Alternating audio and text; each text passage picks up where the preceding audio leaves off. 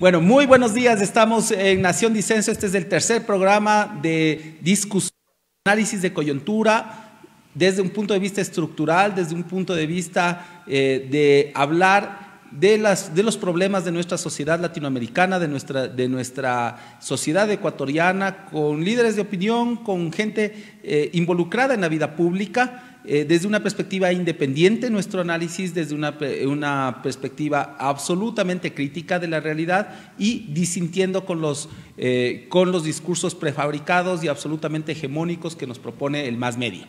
Hoy tenemos como invitada a Pamela Aguirre. Recordar que nuestro espacio no es neutro, tiene una orientación progresista, como vemos a la vida, como vemos a nuestra sociedad, y desde esta perspectiva vamos a interpelar las ideas de nuestra invitada. Pamela Aguirre, comunicadora, experta en marketing, manejo de imagen, y también asambleísta, candidata asambleísta por la provincia de Imbabura en el Ecuador. Actualmente ocupa el cargo de parlamentaria andina en el órgano de representación de la comunidad andina, que es el Parlamento. El propósito de esta entrevista es hablar de juventud, hablar de género. Vamos a hablar de distintos tópicos relacionados con el feminismo en la política y cómo no. También vamos a hablar sobre el análisis regional, la integración latinoamericana. Hola Pamela, ¿cómo estás? Hola Héctor, muchísimas gracias por la entrevista, gracias por el espacio. Primero felicitarles a los jóvenes que se han organizado para romper esa hegemonía mediática de que siempre nos dicen cómo tenemos que hacer las cosas. Así que Nación Disenso creo que definitivamente es un espacio distinto al cual estoy contentísima de que me hayan invitado. Estoy de salud bien, cuidándonos siempre con el tema de las medidas de bioseguridad, de la pandemia. Sin embargo, estamos preocupados por la situación actual del país. La situación del país, de la región, es dolorosa. Los que más sufren son las clases medias y las clases más pobres. Así que hay que hacer algo urgente. Precisamente sobre ese hacer algo, desde tu labor como parlamentaria andina, en medio de la pandemia que todavía no ha superado la humanidad y no se ven visos de superarla en el corto y en el mediano plazo, se habla de la OMS al menos hasta el 2022 o 2023 para que se logre una inmunización colectiva y ya contando con vacunas. ¿Cómo ves los procesos de integración latinoamericana en medio del COVID? Muy complejo porque cuando vino la pandemia, cada país cogió por su lado. Todo el mundo cerró sus fronteras, no existió una solidaridad internacional, al menos en la línea latinoamericana, y ahí decidimos qué importante que era UNASUR. Si es que hubiéramos tenido UNASUR, hubiéramos hecho una acción conjunta, que es lo que no se hizo. Cada país, incluidos los países del Parlamento andino, cerraron sus fronteras, empezaron a buscar las soluciones internamente, cuando esta pandemia nos demostraba que sin integración y sin acciones coordinadas iban a subir los casos, iban a haber más muertos y sobre todo iba a haber mucho más desempleo. Entonces, nada se coordinó, ni siquiera el tema de vacunas. Recién cuando surge la idea de Rusia de presentarnos esta vacuna, es Argentina y es México, dos países que tienen líderes progresistas, Alberto Fernández y Andrés Manuel López Obrador, quienes dicen vamos a fabricar esta vacuna para toda Latinoamérica. Pero los países de una línea de derecha, de una línea un poco más neoliberal, lo que hicieron es pensar en el sálvese quien pueda y no se trabajó de manera coordinada. Y esas son las consecuencias que estamos viviendo. Cerrar fronteras, cerrar aeropuertos, buscar la forma en que no aterricen aviones de otros países, tal vez no fue la mejor solución, porque no se hizo en conjunto.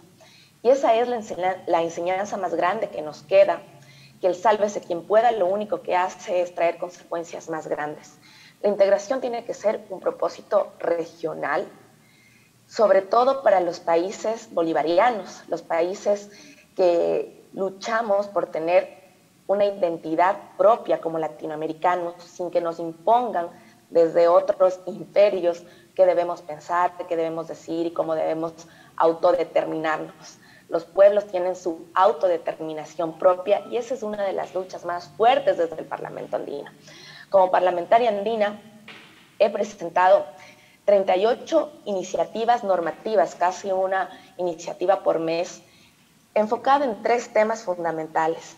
Uno de ellos es el tema económico, pero no económico aislado, solo de crecimiento, sino económico como una forma de mejorar la vida de todos. Si es que la economía crece sin ningún tipo de transformación social, no existe un verdadero crecimiento, sino simplemente cifras, donde simplemente los que tienen más siguen aumentando sus arcas y los que tienen menos no tienen la posibilidad de desarrollarse. La segunda línea ha sido el tema de la educación como una forma de liberar a nuestros pueblos, una educación que permita que sea gratuita, acceso y de calidad, de libre acceso y de calidad, donde todos los estudiantes tengan el acceso a una educación real, no solo a una educación donde es un privilegio de los que más tienen. Y el tercer punto ha sido los derechos de la mujer, que creo que ya abordaremos contigo. Justamente en ese sentido quisiera abordar este diálogo desde una perspectiva primero económica, entendiendo que la teoría neoclásica, los que se nos ha dado por llamarles neoliberales, proponen el individualismo como la base teórica de su fórmula económica. Tanto el consenso de Washington como las directrices que emanan los multilaterales apuntan a una individualización de la sociedad a nivel mundial. Y en contraposición a eso, las corrientes progresistas emanan una doctrina que más va por la solidaridad. Y en tu intervención anterior mencionabas sobre esa crítica al individualismo como sociedades para autoaislarse. ¿Cómo ve Pamela, la ciudadana latinoamericana, la ciudadana bolivariana, cómo ve una perspectiva de integración de los pueblos en este contexto? ¿Cuáles deberían ser los pasos a seguir para que esta economía no piense tanto en el individuo, sino más bien en la comunidad? Los derechos humanos, esa es la base fundamental. Los derechos humanos están reconocidos por la Carta de Derechos Humanos y por una serie de normativas a nivel mundial y a nivel regional y a nivel local también. Sin embargo, una cosa es reconocer derechos y otra cosa es garantizarlos. Ese es el gran abismo entre las sociedades que se dicen defensoras de derechos y las líneas progresistas que definitivamente buscan la defensa de estos derechos. Entonces, hablamos del derecho a la educación, el derecho a la vida, el derecho a la libertad. Sin embargo, son derechos que están limitados porque no existen las garantías para que se cumplan. ¿Qué libertad puede tener un niño que depende del trabajo de sus padres para comer y sus padres no tienen trabajo? La libertad no existe. La libertad solo se hace real cuando son los estados los que garantizan el acceso a la alimentación, a la educación, etc. El otro derecho fundamental es el derecho a desarrollarse, el derecho al buen vivir. En nuestro país se reconoce en la Constitución el summa y el buen vivir. Buen vivir significa tener acceso a los servicios básicos. ¿De qué buen vivir hablamos cuando existen muchísimas poblaciones, al menos un 60% de los latinoamericanos que no tienen acceso al agua potable? Entonces, ahí vemos nuevamente esa visión completamente egoísta, donde se habla de democracia, donde se habla de derechos, pero no hay forma de garantizarlos. Sin embargo, en estas mismas sociedades existen casi 30.000 millones en el caso de Ecuador en paraísos fiscales. Y a nivel latinoamericano es mucho más. La cifra fuera de paraísos fiscales bordea millones de dólares. Entonces, una familia no tiene el acceso al agua, que es un derecho humano, pero otra familia, que es la poseedora del capital, tiene millones de dólares en paraísos fiscales. ¿Qué hacer entonces desde la perspectiva de integración? ¿Qué hacer con los paraísos fiscales como mecanismos de elusión? En Estados Unidos, por ejemplo, hubo un debate muy reciente acerca de las grandes fortunas, por ejemplo, de Mark Zuckerberg, el dueño de Facebook, que ha sido denunciado con una cifra similar a la que mencionas por tenerlas en paraísos fiscales. Pero internacionalmente, ¿cuál es la propuesta para que los pueblos puedan integrarse de mejor manera y tener una justicia más distributiva o mejor distribuida, una justicia hablamos de una democracia profunda, no una democracia procedimental, únicamente minimalizada en el voto, restringida en el hecho del sufragio, sino más bien cuál es la propuesta de la Revolución Ciudadana alrededor de ese bien superior, una justicia, un acceso a los derechos humanos, como mencionas, y a los derechos económicos y sociales de una manera más amplia. Las cifras son escandalosas, pero atrás de esas cifras hay vidas. 8 personas a nivel mundial tienen la misma cantidad de recursos que la mitad de la población mundial. Ahí nos damos cuenta que estamos completamente relegados en temas de desarrollo y de equidad. 8 personas, la misma cantidad de dinero que la mitad de la población mundial. Lo repito porque definitivamente es espeluznante que toda la riqueza del mundo esté en manos de solo 8 personas. ¿Y qué han hecho los gobiernos? Protegerlas. Por eso los paraísos fiscales no solo son un tema de evasión y elusión, sino son agujeros negros de la fiscalidad donde se esconden una serie de delitos. Todo el mundo está en contra de la corrupción. Todo el mundo dice que está en contra de la corrupción, más bien. Sin embargo, permiten que los corruptos saquen dinero a paraísos fiscales.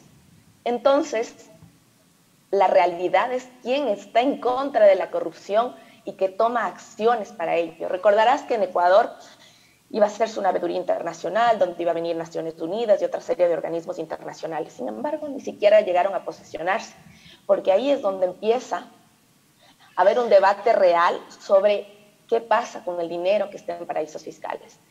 Narcotráfico, trata de personas, evasión, elusión, todo eso se esconde en los paraísos fiscales. No es que los corruptos se esconden debajo de la cama, están escondiendo en paraísos fiscales. Y eso es lo que tenemos que combatir a través de una normativa regional. Ese es el elemento integrador. Económicas claras. Ese es el elemento de integración latinoamericana que propone Pamela Aguirre. Una legislación común. Son 3 común. Elementos integradores. El primero es una legislación común donde se luche de manera frontal contra los grandes males de nuestra Latinoamérica, que es la evasión, la ilusión, escondidos obviamente en paraísos fiscales, y la desigualdad. Normas económicas que permitan luchar contra la desigualdad. Esta es una línea fundamental, la economía como una forma de mejorar la vida de la gente. La gente tiene que tener dinero en el bolsillo, tiene que tener la posibilidad de acceder a servicios, a derechos. Otra de las líneas es la autodeterminación de los pueblos, el reconocimiento, no solo en papel, sino en derechos, a los excluidos. Nuestra Latinoamérica tiene una serie de pueblos y nacionalidades. En Chile están los mapuches, en Perú tenemos indígenas, en Ecuador tenemos pueblos y nacionalidades tanto en la costa, en la sierra, en la región amazónica, y eso sucede en toda Latinoamérica. Estos pueblos y nacionalidades no solo tienen derecho al agua, que fundamentalmente siempre han luchado por el derecho al agua, sino también el derecho a la tierra, el derecho a la educación, sobre todo educación multicultural, una educación bilingüe, tomando en cuenta sus lenguas ancestrales. Hay lenguas que están a punto de desaparecer porque los estados las olvidan, porque no hay ninguna política pública educativa para estos ciudadanos. Y el tercer espacio es el desarrollo entendido como la obra pública, como la posibilidad de convertirse no solo en exportadores primarios, es decir, la mujer agrícola que labra la tierra y que vende al intermediario y que le pagan nada por su trabajo, y así se va a quedar eternamente en la pobreza, sino la posibilidad de que el Estado llegue a todos esos espacios a través del conocimiento para que se conviertan en exportadores secundarios, es decir, que no exporten mandarinas, sino mermelada y otra serie de productos, que no exporten cacao, sino chocolate, o sea, buscar la forma de que el desarrollo llegue a todos los espacios, no solo a los grandes grupos económicos que tienen el poder y el capital. Pamela, tú lanzaste tu candidatura a la Asamblea Nacional del Ecuador desde Yachay, desde la ciudad del conocimiento, un proyecto que en lo personal estuvimos involucrados desde su concepción y lamentamos ver que en días pasados prácticamente el gobierno de Lenín Moreno le dio la espalda a la posibilidad de tener un parque tecnológico en Imbabura. No solamente hablamos de una universidad, hablamos de un parque tecnológico. ¿Cuál es la visión respecto de Yachay y qué le dices al país acerca de ese desarrollo tecnológico que se perseguía con este proyecto y que simbólicamente tú lanzaste tu candidatura precisamente desde el Parque Tecnológico en Construcción del Ecuador? No han dado la espalda a Yachay, sino han dado la espalda a Imbabura, han dado la espalda al país. Tener un parque tecnológico era un sueño que tenía que hacerse realidad con política pública. No era de un día para el otro. Estábamos pensando en una ciudad del conocimiento. Se creó toda la estructura para tener una ciudad del conocimiento. Y efectivamente, tú comentabas, Héctor, estuviste gerenciando este proyecto tan importante. Y no es una universidad, la gente cree que es una universidad y ya. No, es una ciudad. El hecho de tener una universidad dinamiza la economía de todo el cantón Urcuquí, porque aquí está completamente abandonado. Existen más de 300 despedidos de la empresa pública Siembra EP, despedidos sin ningún tipo de precaución de sus derechos laborales. Además, en Yachay se está perdiendo el objetivo más grande, que es convertirnos en una ciudad del conocimiento, en un país que le apueste al conocimiento como una forma de desarrollo. Nos están condenando a siempre ser primarios exportadores y no convertirnos en un país que exporta conocimiento. Lo que está pasando en Urcuquí es muy doloroso. Han acabado con el cantón, porque la universidad lo que hizo fue dinamizar la economía.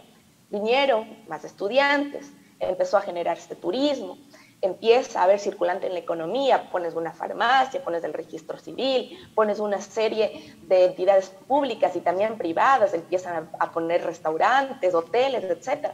Eso pasa cuando creas una universidad en un lugar que históricamente estuvo abandonado. Desde niña yo iba a Urcuquí y eran 3 o 4 haciendas completamente abandonadas, ni siquiera había un camino asfaltado. Ahora tenemos vías de primer nivel que nos llevan hacia una universidad que iba a convertirse en una de las mejores universidades no solo de Latinoamérica, sino del mundo. Ya tenemos la primera promoción de estudiantes graduados en Yachay y más de la mitad de los estudiantes están en las mejores universidades del mundo haciendo sus maestrías, sus posgrados. Universidades donde jamás soñaron ir, ahora están ahí. Y no son los hijos de quienes tienen grandes capacidades económicas, sino son los hijos de nuestros agricultores, de las personas que estaban condenadas a ni siquiera terminar el colegio, ahora están en universidades de prestigio mundial haciendo sus estudios. Y es que ellos vuelven a sus cantones, a sus parroquias, vuelven a Urcuquí para darle el desarrollo. Esa es la verdadera apuesta por el conocimiento. Pero esto no se da de un día para otro. La universidad no es un banco. La universidad no da rentas económicas. Mucha gente dice, ¿cuánta renta nos ha dado la universidad? ¿Qué hemos ganado?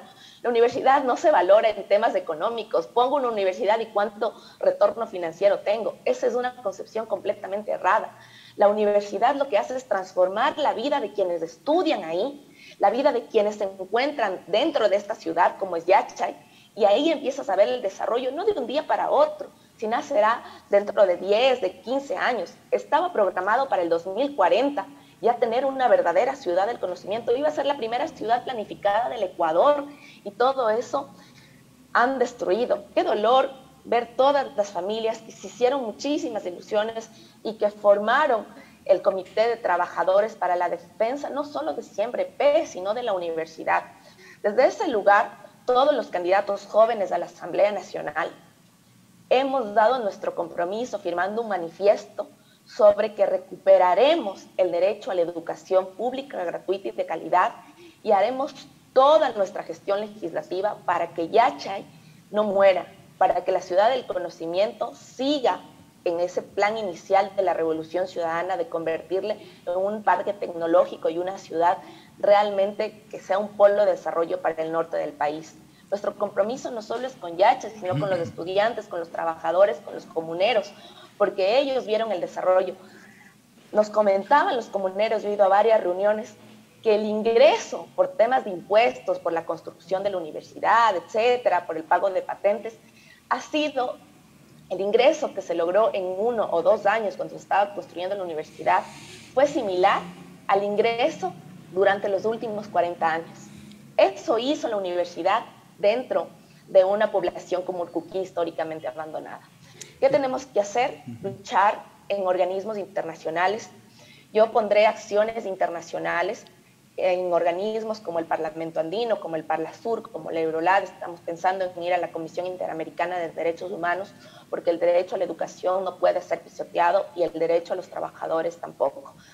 Vamos a pelear con fuerza, no vamos a permitir que nos quiten a Yachay de la provincia de Imbabura y del cantón Urcuquí, pero sobre todo la posibilidad de que los jóvenes que creemos en la educación tengamos que luchar con fuerza para que Yachay continúe vigente. Pamela, para terminar este segmento y comprometiéndote para las próximas semanas ampliar una conversación pendiente sobre los temas de género y juventud, quisiera que brevemente nos digas cuál es tu postura respecto de los nuevos feminismos y nos envíes un saludo. Justamente nos están escribiendo desde Llano Chico, nos escribe Tyron Pesantes, felicitándote por tu postulación y también pidiéndote cómo se va a trabajar desde la política de Estado para los jóvenes y las mujeres, desde la visión de la Revolución Ciudadana. Y bueno, ya habías respondido a Sofía André, que desde Rusia nos escribía y nos mandaba un saludo hacia ti, Pamela, diciéndonos cuál era tu visión del proyecto Yachay desde donde lanzaste tu candidatura. A Sofía ya la respondiste. A Tyron, ¿cuál es tu visión de género? Muy cortita porque vamos a entrar en una pausa a partir del siguiente segmento. ¿Y cuál es tu visión precisamente como joven mujer de la política, siendo también tú una víctima de la agresión sistemática y absolutamente artera de actores políticos dentro del país y actores despiadados desde los medios de comunicación de los cuales tú sufriste una acción sistemática de agresión? Quisiéramos saber tu posición política respecto de eso y el deber ser de la convivencia en una sociedad más armónica y, como tú mismo mencionaste, una sociedad del buen vivir. Héctor, definitivamente una revolución tiene que ser feminista o no es una revolución. Feminista entendida como el derecho de las mujeres a no ser maltratadas, a erradicar la violencia contra las mujeres, pero también hablar de la posibilidad de que las mujeres sean protegidas por el Estado para tener seguridad social. Las mujeres no tienen seguridad social para tener un ingreso básico. La economía de cuidado nunca ha sido tomada en cuenta, excepto por el gobierno de la Revolución Ciudadana. Tenemos un plan legislativo de aproximadamente 30 leyes donde se incluye el tema de la economía de cuidado. Andrés Arauz, nuestro candidato a la presidencia, ha sido muy claro. La mujer tiene que ser el eje trascendental de la Revolución Ciudadana. Esta revolución tiene rostro de mujer. Además, en el tema personal, he sido víctima no solo del tema de los medios de comunicación. El Parlamento Andino, encabezado por el ex vicepresidente Fausto Cobo, violó mis derechos como mujer. Me negó el periodo de lactancia, que es un derecho reconocido a nivel mundial para las mujeres. Me negó el periodo de maternidad. Luego de dar a luz a los 18 días con la herida de cesárea abierta, tuve que viajar a Colombia teniendo graves complicaciones a mi salud y a la vida de mi hijo. Eso hizo el Parlamento Andino a través de la cabeza que fue Fausto Cobo. Y nos damos cuenta que todavía las mujeres que hacemos política no estamos seguras en estos espacios. Mi caso lo he llevado a organismos internacionales, entre ellos a la Comisión Interamericana de la Mujer, donde la información que recibimos es completamente desgarradora. La UIP, que es la Unión Interparlamentaria, reconoce que el 86% de mujeres parlamentarias ha sido víctima de violencia contra la mujer. Es decir, que no estamos seguras ni siquiera en los parlamentos. Y la violencia no solo es verbal, sino también es física, es la negación de derechos, es la discriminación, la brecha salarial, entre otras. Si nosotros, que somos mujeres políticas, parlamentarias, somos víctimas de este tipo de derechos, cómo serán vulnerados los derechos de las mujeres a quienes no les permiten ni siquiera tener la posibilidad de dar a luz en un espacio sin violencia obstétrica, de dar a luz con las precauciones legales, les despiden estando embarazadas. Nos damos cuenta que lo estamos viviendo en diferentes niveles, tanto las mujeres que estamos en niveles de la política, sino también las mujeres que son parte de trabajos mucho más sencillos. La violencia contra la mujer es una pandemia que hay que erradicar y tenemos que sumarnos a esta gran oleada feminista que ha surgido en Latinoamérica reclamando los derechos de las mujeres.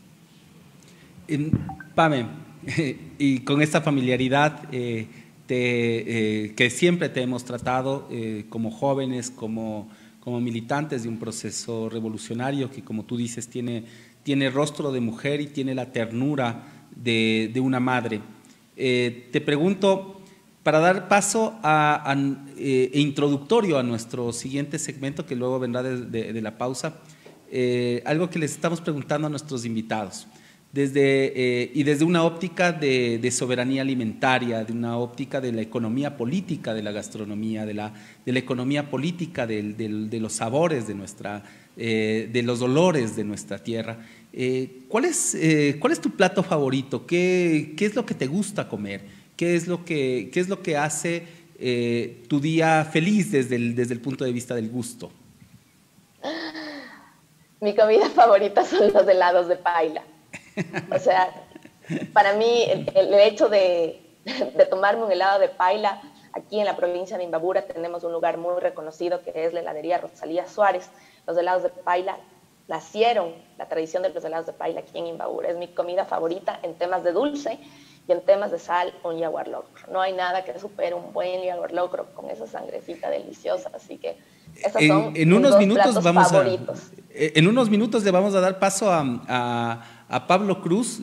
Obviamente vamos a presentar todo el segmento con los arreglos técnicos necesarios, pero decirte que los helados de paila con un conocimiento ancestral detrás de ello tienen que ver con la mezcla del hoy ya inexistente deshielo o ya inexistente glaciar tanto de Cotacachi como del Imbabura. En su momento se decían de nieves perpetuas y que fruto del calentamiento global han tenido una degradación prácticamente hasta borrarlos de la geografía y del mapa del panorama actual. Y la sal para poder generar esa baja de temperatura, la sal que era recogida de las salinas de Imbabura, de ese pueblo maravilloso, afrodescendiente y con una riqueza cultural enorme. Entonces, al fusionar esos elementos en una paila de bronce con paja propia del terreno, se generaba el ambiente necesario para, con el giro del caso y esas manos artísticas, la fruta tradicional, bueno, no sé a ti, pero a mí me encanta la naranjilla, la mora, crear esos sabores inigualables de los helados de paila que hoy muy gratamente recordamos, pero también con nostalgia los pensamos saborear en nuestra próxima visita a Imbabura, que será muy, muy pronto. Y nos decías, ¿qué está detrás de esa lógica de la propuesta de soberanía alimentaria que tiene la Revolución Ciudadana, desde una imbabureña, desde una ibarreña que le dice al mundo: hey, yo soy mujer, soy madre, soy joven y aquí estoy para proponerle al mundo qué desde la soberanía alimentaria? Bueno, desde la soberanía alimentaria lo hemos dialogado muchísimo con comunidades. Nosotros tenemos alimentos que da nuestra tierra, tenemos una tierra bendecida y estos alimentos han sido lastimosamente olvidados. Entonces nosotros crecimos con un buen morocho, con una buena quinoa, crecimos con una serie de productos que nos hacen fuertes, que se han ido olvidando. Lo primero que hay que hacer es cultivar la tierra y para eso los campesinos tienen que tener una tierra reconocida de ellos, tienen que tener acceso al agua, al riego. Recién se inauguró en Pichincha, pero que nos ayuda también para el riego de la provincia, el tema de Cayambe, de Pesillo, canales de riego que han estado olvidados y que son completamente necesarios para la producción. Luego viene la cosecha. En la cosecha, la necesidad de tener un precio justo, la necesidad de que los campesinos no sean maltratados, que se les reconozcan sus derechos laborales, que tengan cerca un dispensario médico, la salud, la educación. Todo eso viene de la mano con la soberanía alimentaria. Que los productos sean vendidos a un precio justo, no que se les estafe, que se les dé lo mínimo. Y luego, de manera conjunta, trabajar con el Estado para no quedarnos solo en el producto como tal, sino también industrializarlo. Por ejemplo, la quinoa, ahora hay barrias energéticas de quinoa. Eso se tiene que hacer pensando a futuro, porque no es lo mismo que te paguen por una funda de quinoa que te paguen por tener unas barras de quinoa. Entonces nuestros agricultores tienen que necesariamente industrializar también su producción, pero eso se hace solo con intervención estatal. Y la soberanía alimentaria también va por una línea de un cambio cultural. La cultura es fundamental, tenemos que trabajar en eso. Siempre decimos que la Revolución Ciudadana construyó escuelas, vías, colegios, hospitales. Sin embargo, faltó hacer ese cambio cultural profundo para entender que los productores de nuestros alimentos tienen derechos humanos, tienen que ser reconocidos sus derechos en todos los espacios y sobre todo tiene que garantizarse el acceso a temas fundamentales como es la educación y la salud. Mira que ahora estamos viviendo temas muy dolorosos, muy dolorosos. En Imbabura existen 40 infocentros. Estos 40 infocentros están cerrados. El gobierno cerró 800 infocentros a nivel nacional y en Imbabura 40 infocentros. Estos infocentros proveían de computadores y de internet a las comunidades más pobres, más alejadas. Los niños de Araque, los niños de Apuela, los niños de Chota se quedan sin internet, sin la posibilidad de conectarse a una computadora porque los padres no tienen recursos. Ahora a ellos mismos, a los padres, les toca contratar un plan de internet. Y existen datos bastante dolorosos. Por ejemplo, un salario básico únicamente alcanza para conectar 2 teléfonos dentro de la casa. Por ejemplo, si un padre gana un salario básico, que son $400 aproximadamente, si es que contrata 2 planes celulares con todos los megas que se necesitan, serían 2 planes en el caso de que tenga 2 hijos, se le va a $100 y solo le queda $300, que no es el precio de la canasta básica. Es decir, que la conexión a internet le quita la alimentación. Pero un Estado que reconozca la importancia del internet como una vía de democratización del conocimiento hace una diferencia en la política pública, una diferencia trascendental. 7,000 laboratorios de internet, gracias a la Revolución Ciudadana, se instalaron en escuelas fiscales. Estos laboratorios también han sido olvidados y ahora les piden a los profesores que compren su tarjeta de internet y que con esa tarjeta de internet ellos mismos den las clases. Sin embargo, los niños no tienen dónde conectarse. Esa es nuestra realidad. Entonces, ¿cómo hablar de soberanía alimentaria cuando las comunidades tienen preocupaciones tan graves como no tener acceso al agua, como no tener acceso al alcantarillado, como no tener acceso a la educación? Pame, saludos desde Nueva York, una querida militante también del proceso de Revolución Ciudadana, Nancy Fiallo, nos pregunta acerca de tu posición respecto del ya vetado Código Orgánico de la Salud, y un poco para que nos entiendan los internautas que están fuera del Ecuador. El Código Orgánico de la Salud trataba de homogenizar y actualizar una serie de normas para el Ecuador en pro de garantizar la soberanía del cuerpo, de las mujeres, la posibilidad de acceder a una salud de calidad y gratuita durante todo el ciclo de vida. ¿Cuál es la posición y cuál es la perspectiva de Pamela Aguirre respecto de esta legislación que ya fue vetada en su totalidad por el gobierno de Lenín Moreno y que hoy, luego de 4 años, se ve en un camino sin salida para, en términos normativos, brindar una política de Estado respecto de la salud? Al Estado no le importa la salud de los ciudadanos. Al Estado, me refiero al gobierno de Lenín Moreno, no le importa la salud de los ciudadanos, y nos damos cuenta que el veto al Código de la Salud lo único que hace es aterrizar lo que vimos durante la pandemia. Mientras la gente se moría en los hospitales, se repartía la medicina para que vendan afuera los privados. Se repartían en los hospitales los asambleístas mientras la gente se moría. Entonces nos damos cuenta que este gobierno jamás ha tenido ningún interés por la salud, pero también nos permite ver el tema del Código de Salud, ver que nosotros estamos cogobernados por el gobierno de Lenín Moreno y de Guillermo Lasso. Guillermo Lasso sacó una declaración pública indicando que él está en contra del Código de la Salud.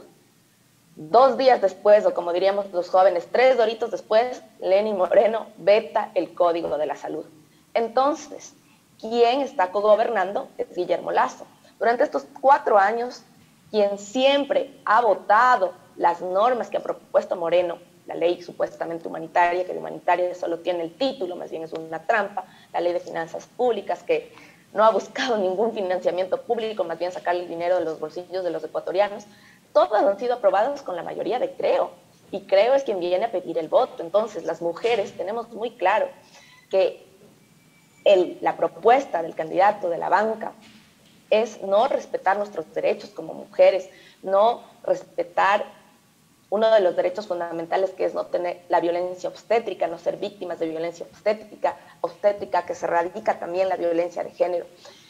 El Código de la Salud, tristemente, por irresponsabilidad de este gobierno y de Guillermo Lasso a través de los votos de Creo, quedará congelado durante 1 año, y recién ahí podemos volver a debatirlo, volverlo a tratar, cuando es urgente que las mujeres tengan acceso a una salud pública, tengan acceso a una salud que precautele sus derechos, que precautele su cuerpo, que precautele varios temas que sobre todo han sido luchas históricas de las mujeres. Así que está muy claro que la lucha por tener una salud para las mujeres recién empieza. Cuando vayamos a la Asamblea Nacional seremos muy firmes respecto a los derechos a la salud que tenemos las mujeres. Pamela, queda pendiente todavía un diálogo enorme con la lideresa de Juventudes, con la lideresa de los derechos de las mujeres, y sobre todo queda pendiente un diálogo que nos invite a pensar en una América Latina distinta, en una América Latina más justa, más solidaria, en un mundo distinto al que nos propone el consenso de Washington y las cartas de intención que tristemente firman hoy nuestros países. Tu mensaje final a los internautas que, como ves, sin fronteras, se manifiestan en pro de un mundo mejor, y te mandan un saludo desde distintas latitudes como Colombia, Chile. Varios internautas desde Venezuela nos dicen saludos y respaldos a la compañera Pamela Aguirre. Bueno, muchísimas gracias por esos saludos, compañeros, compañeras a nivel mundial. Tenemos una misión enorme: precautelar el proceso electoral del 2021. Más bien pedirles que se puedan registrar como observadores del proceso electoral. Sabemos que no será fácil, nos costó muchísimo tener un binomio inscrito. Ahora es la campaña electoral donde ellos tienen la chequera y nosotros tenemos las ideas, donde ellos tienen los poderes mediáticos y nosotros tenemos las redes sociales. Tenemos que convertirnos en verdaderos voceros de la propuesta política de Andrés Arauz, que es la línea de la revolución ciudadana, la línea de la dignidad, de recuperar el empleo, de recuperar la economía, de recuperar el derecho a la educación, a la salud. Eso tenemos que luchar. Está en juego la vida de nuestros hijos, la vida de nuestros nietos, la vida de la patria. Nosotros haremos una campaña política con profundo amor y con profundo respeto, no con odio, no con acumulación de riqueza.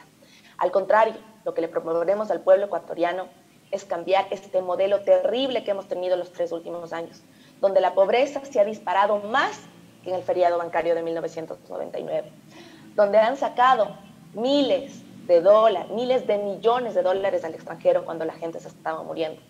Qué poca solidaridad de la banca en estos momentos tan duros. Lo que hicieron fue cobrarles más intereses y refinanciarles las deudas sobre intereses y sobre capital. Quienes se enriquecieron fueron la banca, las telefónicas y otra serie de grandes empresas, mientras el pueblo ecuatoriano puso el pecho a las balas, puso el hombro a la crisis. A todos los que nos escuchan, a todos los que nos ven a través de redes sociales, inscribámonos como observadores electorales. Alcemos nuestra voz pidiéndoles a varios organismos internacionales que vengan a hacer veeduría, porque tenemos 2 caminos. El uno es que nos hagan fraude y el otro es que cuando ganemos en las urnas, porque sabemos que nuestro futuro presidente será Andrés Arauz y nuestro vicepresidente Carlos Rabascal, dirán que hicimos fraude y traten de hacer lo mismo que le hicieron a Bolivia, desconocer el liderazgo del proyecto político de la Revolución Ciudadana. Por eso tenemos que organizarnos desde ya. El futuro de la patria depende de nosotros, de la campaña electoral, quemando suela de zapato en redes sociales, convirtiéndonos en voceros del proyecto político y también del control electoral. Tenemos 2 tareas muy claras. En febrero del 2021 se define el futuro del país y también se define el futuro de la región. Porque si Ecuador pierde las elecciones, porque nos hagan fraude o porque hagan cualquier cosa como han estado haciendo durante estos últimos años, también no podremos sostener los procesos políticos que vienen en nuestros países vecinos. Es fundamental que ahora más que nunca nos demos cuenta que los banqueros y que el banquero que se unió a la derecha jamás pensó en nosotros. ¿Ustedes creen que un banquero algún día va a pensar en el derecho del comerciante, en el derecho del estudiante, en el derecho del agricultor? Para nosotros está muy claro. Ellos lo único que quieren es que saquemos créditos en sus bancos y que tengamos que poner nuestra vida, nuestra casa, nuestro trabajo para pagarles. No más. Pensemos en un país que se recupere económicamente, pero que sobre todo tenga dignidad para su pueblo, para su gente. La única opción es el binomio de la esperanza, porque nosotros somos esperanza, somos alegría. Tenemos que recuperar esa patria de profundo amor, la herencia de la Revolución Ciudadana. Yo siempre les digo a los jóvenes, nosotros no solo somos herederos de Bolívar, no solo somos herederos de Alfaro, ahora también somos herederos de la Revolución de Rafael Correa. Muchísimas gracias, Pame. Discúlpame que te interrumpa. Tendremos oportunidad en las próximas semanas de compartir la segunda parte de este diálogo, disintiendo con el discurso hegemónico y nuevamente mostrando una postura que no pretende ser imparcial, sino que es clara y profundamente democrática, una postura profundamente crítica con el status quo. Un abrazo a la distancia, Pame, y hasta la victoria siempre, como diría el recordado Rafael Correa. Un abrazo y volvemos luego de la pausa. Gracias, Héctor.